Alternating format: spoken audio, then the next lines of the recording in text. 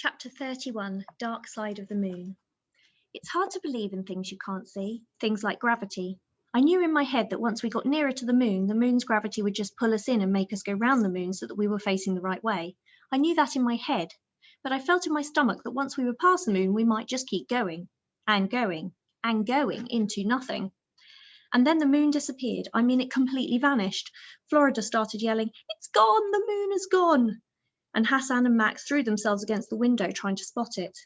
Samson, too, carried on cheerfully working on his maths. "Can't you see what's happened?" he said. "Obviously, they've turned the simulator off." "Great, it means they'll come and get us out of here soon." Florida was right. Where the moon had been, it was totally black. But maybe it was just part of my new superpowers. I could see a pattern to the blackness. There was a huge curve where the stars were missing from the top right-hand corner of the window, as though there was something in between us and them. There was a great curve of darker darkness on top of the darkness, like a bite taken out of the sky. I couldn't see the surface of the moon, but I could see its outline where it blocked out the rest of the sky. It was like a puzzle. Once I could see it, I couldn't stop seeing it. I pointed it out to the others. It took them a moment, but they all saw it in the end. And while they were looking, they all pressed against me like I really was their dad. It's very frightening travelling along with this massive blackness next to you. It looks like a hole, and it's hard not to believe that you're going to fall into it.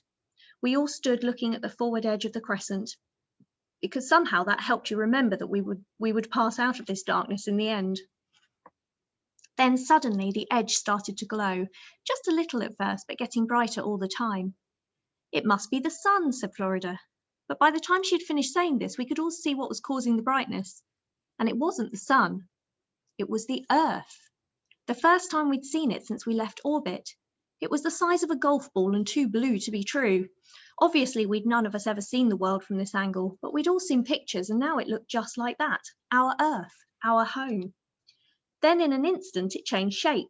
It went from a flat disc to a ball. It seemed to go pop, like if you've ever had a badge and squeezed it in on itself, then it let it pop back into shape.